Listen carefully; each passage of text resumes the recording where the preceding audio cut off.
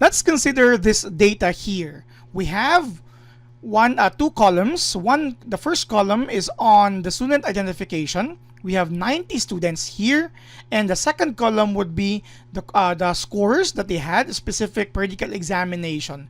So what we need to do here, if we would like to test for significance between these scores in a certain test value, we might be able to use one sample t-test for that.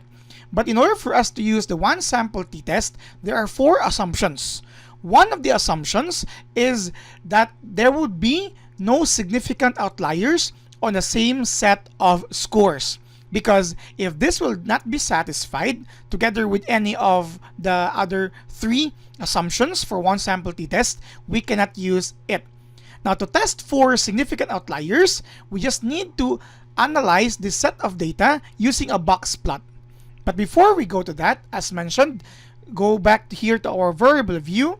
We have this identification or representations for our data in our data view. The first column would be for the student numbers. Hence, I labeled it nominal because the numbers there don't matter. We don't have the ranks for that, and those numbers can be operated. But for the second column, which stands for the scores, they are labeled as a scale measurement because they are scores, and we just added here a label of periodical examination scores. So going back to our data view here, again, what we need to do in this video is to test whether there are significant outliers of this specific set of data. What we just need to do is here, we just click Analyze, hover to Descriptive Statistics, and go to Explore.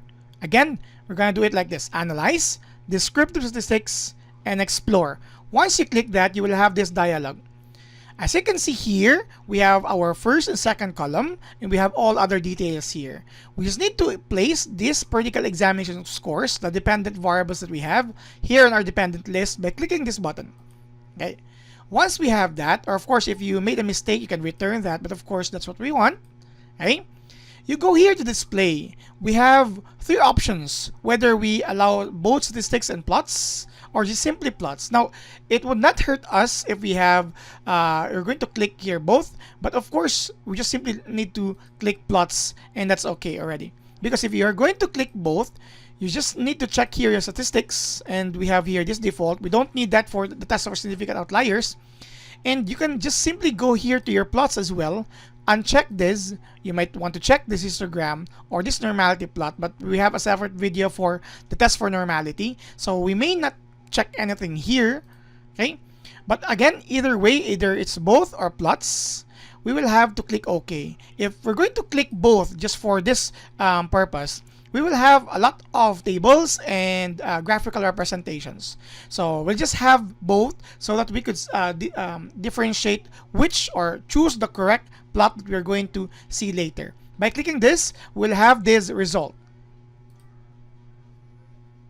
As you can see, we have 1, 2, 3 here.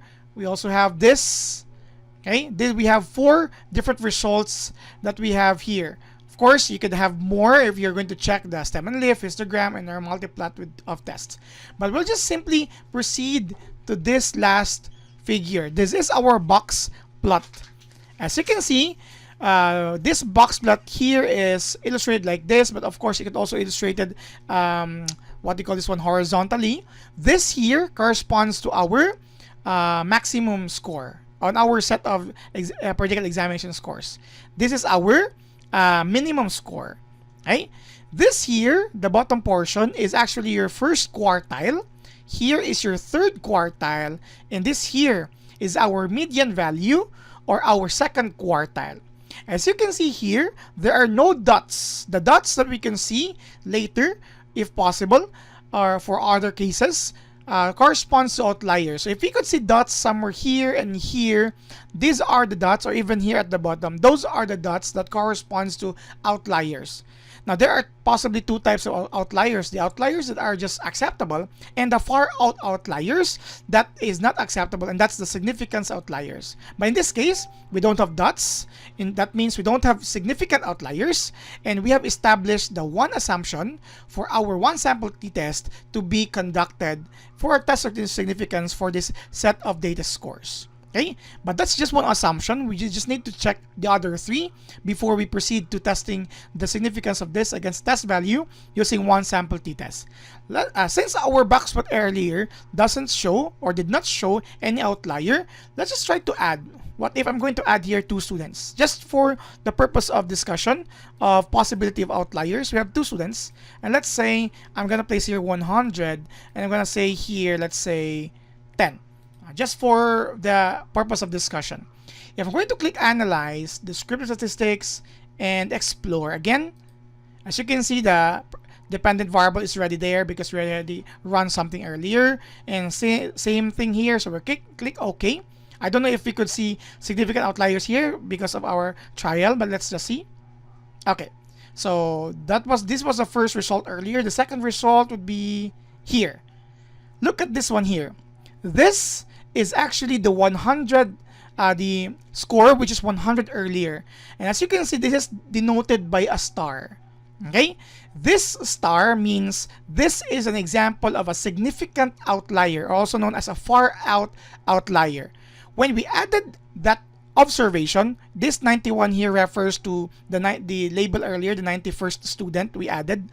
And that again, this is the far out outlier. And if we are going to add this data, we can say that for this case, we have a significant outlier, and hence, one of the assumptions for the use of one sample t-test is not established. Hence, for this set of data here, we are not going to use one sample t-test to test for significance against a certain test value. Surprisingly, the 92nd student of 10 was not there. Just would like to see another form of outlier actually. So let's say 80. I'm just changing it to the 80 just for the purpose of discussion again. Explore again, that's okay.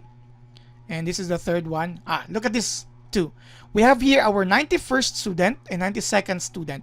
This is an outlier, but for some cases, depending on the researcher, this is still acceptable, and this may consider be a not significant outlier because in SPSS, the significant outlier is denoted by a star, and the outlier, which is non-significant, can be denoted by a circle. So just for the purpose of discussion, these are the 2 outliers, and we have a significant outlier and a non-significant outlier. Okay, so same thing as earlier, without changing the 92, we still also have a significant outlier.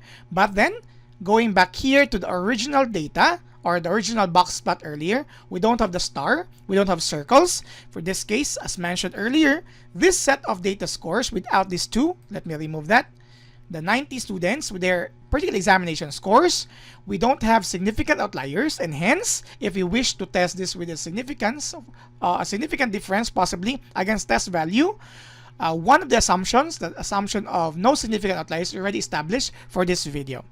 The purpose of establishing the assumptions is such that whatever interpretations or inferences that we will be making later, including the use of the correct statistical test, is correct.